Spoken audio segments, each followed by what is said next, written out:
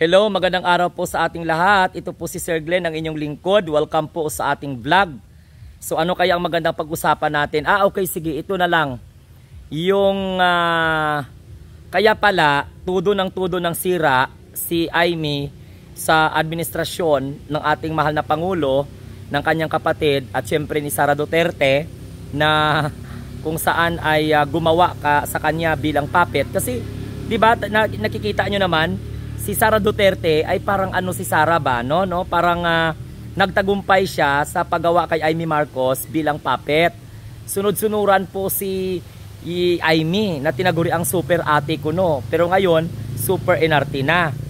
Mantakin mo, inunahan na po siya ni Robin Padilla kasi nga inendorso na ni Robin Padilla si Sara Duterte bilang Pangulo at si Imee Marcos daw ay ang magiging pangalawang Pangulo sa 2028. Kaya pala no wonder na tudo sira nila sa administrasyon. Kung ano-ano lang ang pinagsasabi tungkol sa administrasyon, Ginoo ko patawara. Yan pala, no? Kaya pala ganun katibay at kakapal ng mukha ng dalawa, lalong-lalo na si Sara at saka si Imee, na manira ng administrasyon ni PBBM dahil may mga balak pala itong dalawa na to, no? Ngayon, tapos ang sisihin ninyo ang Speaker of the House na parang sabi ninyo may balak na tumakbo sa pagkapangulo, pagkatapos ngayon kayo pala ang nagdideklara. Tapos kunyari ko, no, nagulat pa, no? Kunwari nagulat pa si Sara Duterte nung sinabi po ni Robin Padilla na siya po ay campaign manager. Siya daw po ay magiging campaign manager ni Imee at saka ni Sara dahil sa 2028 talagang ikakampanya na yung Sara Imee. So si Sara ang maging Pangulo, tapos si Imee ay ang maging pangalawang Pangulo. Ang tanong, tanggapin kaya ng taong bayan ang kahibangan na yan? Ang tanong, may papanalo kaya ni Robin Padilla itong dalawang impakta? Sabi po ng ating mga kababayan. At alam mo, ganito po yun, ha? Bintang sila ng bintang sa imaginary enemy ni Sara Duterte na may balak di umanong tumakbo sa pagkapangulo. Pero karamihan sa mga press release at mga guni-guni nanggaling sa kanilang kampo. Iyon sa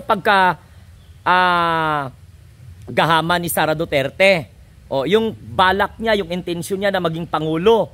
Magugulat pa siya sa sinabi ni Robin Padilla.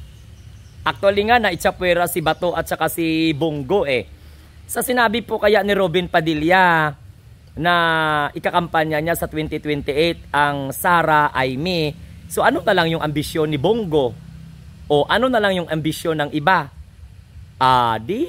Wala na. Patay na ang ambisyon ni Bongo nito na magiging Pangulo ng Pilipinas. Halimbawa, dahil inunahan na siya ni Robin Padilla. So ibig sabihin, naitsapwera si Bato at saka si Bongo doon sa panguna ni Robin Padilla. Kahit kailan naman, wala namang matino na desisyon yan si Robin Padilla, kaya nakakatawa na nga yung kanilang partido. Pero yung mas nakakatawa, yung bintang sila ng bintang, tapos gumagawa sila ng mga tambalustos issue, gumagawa sila ng mga imaginary enemy sa politika.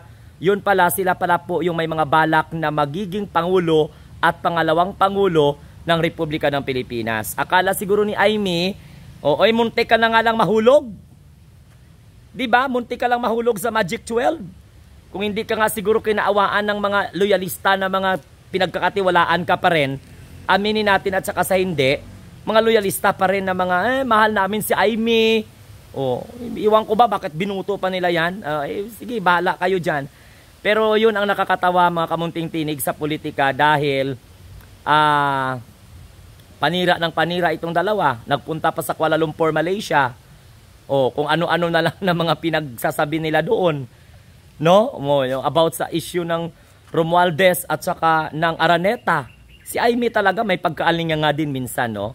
Pero bilib na bilib yung mga tagahimod puwet nila. Pero sa punto na ito, mga kamunting tinig, ang pangalawang Pangulong gusto ni Robin Padilla ay sunod-sunuran lamang kay Sara Duterte. Parang Barbie doll na sinususisian. Wala ng credibility, wala ng integridad si Imee pagdating sa politika.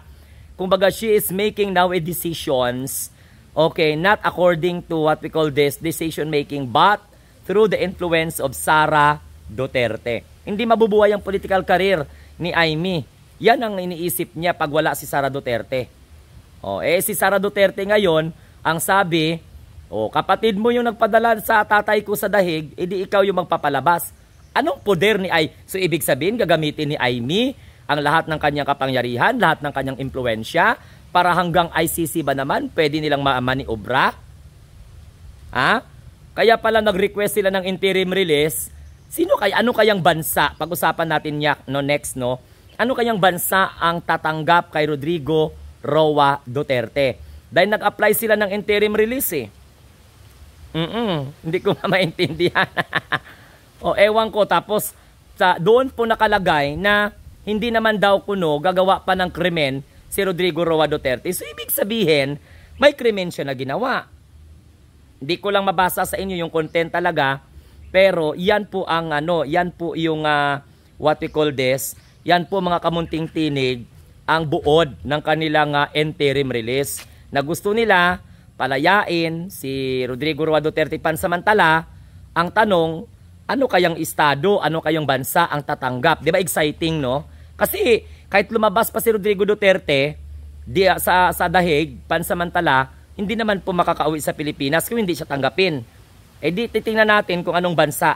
Pero balik tayo dito sa pinapangampanya ni Robin Padilla ang ambisyoso. Sa bagay, pag si Robin Padilla naman kasi ang mga kampanya, marami naman siya mauto ng mga Duterte supporters.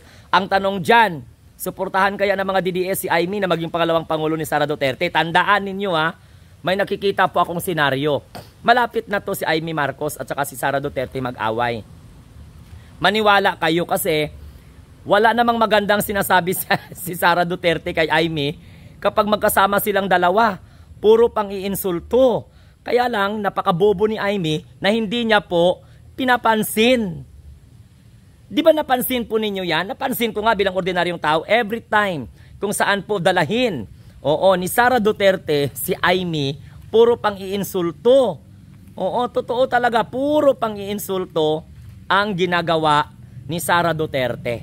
Mantakin mo sabihin ni Sara Duterte na, tatay mo nagpadala o yung kapatid mo nagpadala sa tatay ko sa dahig, so ang gagawin mo, ikaw ang babalik. Paano ngayon yan?